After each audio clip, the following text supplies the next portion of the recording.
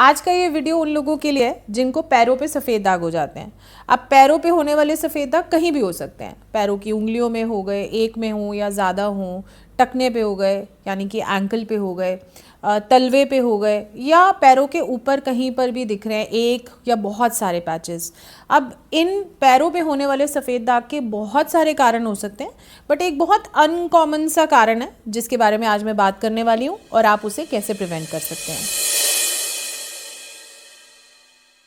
वैसे तो सफ़ेद दाग के जितने भी कारण मैं अपनी वीडियोस में बताती रहती हूँ कि इस कारण से सफ़ेद दाग हो सकता है, चाहे वो डाइट से रिलेटेड हो, लाइफस्टाइल से रिलेटेड हो, वो तो रीज़न है ही है कि आपको सफ़ेद दाग कहीं भी बॉडी के किसी भी पार्ट पे हो सकता है। बट क्योंकि आज हम बात कर रहे हैं पैरों पे होने वाले सफ़ेद दाग की, तो स्पेसिफिकली अगर आपको देखें कि आपको या तो शुरुआत वहाँ से हुई है या फिर आपको बॉडी में कहीं और पैच नहीं है और पैरों पे सिर्फ सफ़ेद दाग दिख रहा है, तो एक ख्याल मन में आता है कि एक ही जगह पैच क्यों है, यहाँ पे ऐसा क्या हो रहा है। एटलीस्ट मेरे ख्याल में तो ये बात आती ही है जब भी पेशेंट मेरे पास आते थे, और इतने केसेस देखने के बाद तो अब मुझे पता ही है कि क्या कारण हो सकता है।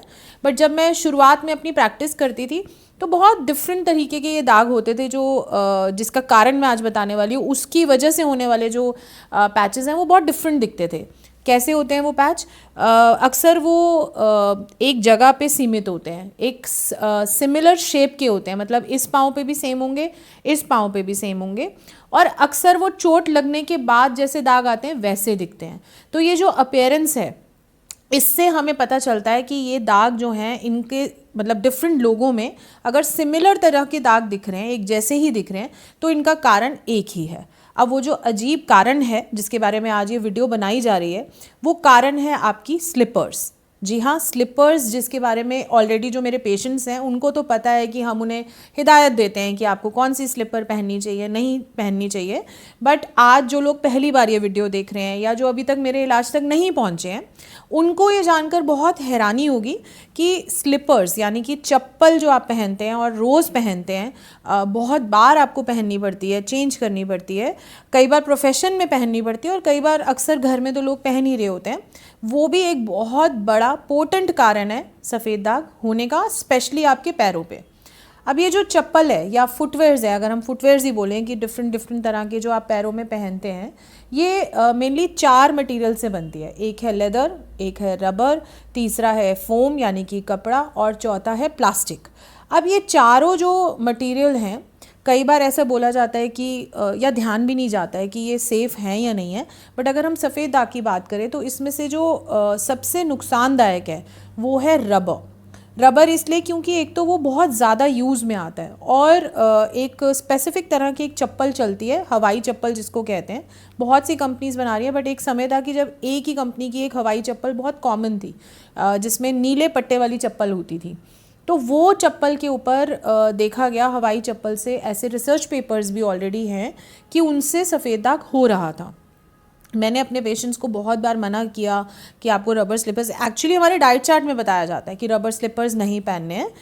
पहले तो मैं सिर्फ नीले पट्टे वाली चप्पल ही मना करती थी पेशेंट्स को, बट अब मैंने नोटिस किया है कि बहुत से डिफरेंट रंग की हवाई चप्पल आती है। सो बेसिकली हमें हवाई चप्पलें अवॉइड करनी चाहिए।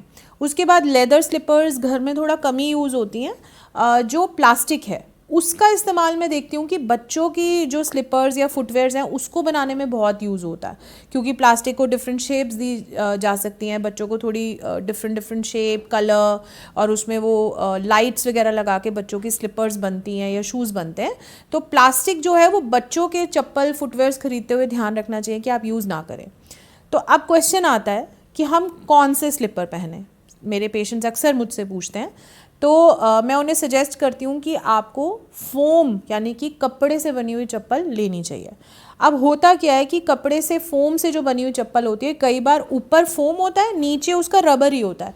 उन लोगों में मैं अक्सर देखती हूँ कि तलवे पे ही सिर्फ सफ़ेद दाग हो रहे होते हैं। बट ये ज़रूरी क्यों है? अक्सर मैं ये माइंडसेट देखती हूँ कि पैरों पे सफ़ेद दाग है, मैम इसको तो छुपा लेंगे, बाकी दागों को देखो आप। मैं आपकी बात समझती हूँ और वो वैलिड भी है कि पहले हम किसी से मिलते हैं तो हाथ और चेहरा दिखता है, तो वो अगर सही हो जाए, पैरों को हम बाद में देख लेंगे, ये तो हम सॉक्स पहन लेते हैं।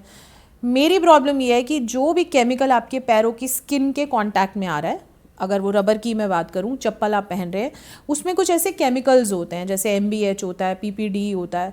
ये केमिकल्स जो हैं वो धीरे धीरे आपके स्किन के बैरियर से अंदर की तरफ एब्जॉर्ब हो रहे होते हैं और वो आपकी सर्कुलेशन में आते हैं, यानी कि जहाँ जहाँ पे आपका ब्लड जाएगा वहाँ वहाँ जाएंगे। तो भले ही आपका कांटेक्ट तो पैरों पे हो रहा था केमिकल से, बट आपके शरीर में कहीं पर भी होने वाले सफ़ेद दाग जो है उससे इफ़ेक्ट हो सकते हैं। सुनने में थोड़ा अजीब लगता है, बट जब आप उसका साइंटिफिक लॉजिक देखते हैं तो वो फ़र्क पड़ता है कि ऐसा नहीं है कि वहाँ पे दाग हुआ तो कहीं फैलेगा नहीं, ऐसा नहीं होता है। वहाँ पे कांस्टेंट आप अगर उस कांटेक्ट में रहते हैं तो आपकी स्किन की लेयर, मान लीजिए आपने कोई ऐसा इलाज किया, स्किन की लेयर पतली हो गई, तो वो केमिकल वहाँ पर एब्जॉर्ब जल्दी हो जाएगा और बॉडी की पूरी सर्कुलेशन में आएगा और बाकी सफ़ेद दाग भी धीरे ठीक होंगे। तो आपको आज इस वीडियो से एटलीस्ट ये समझ आ जाएगा कि आपको स्लीपर्स किस तरह के पहनने हैं, कौन से स्लीपर्स आपको अवॉइड करने हैं, और अगर आपको पैरों पे सफ़ेद दाग है तो भी आपको ध्यान रखना है, और अगर पैरों पे सफ़ेद दाग नहीं है, बॉडी में कहीं पर भी सफ़ेद दाग है, तो भी आपको अपने फुटवेयर्स का जो चयन है वो ध्यान से करना चाहिए।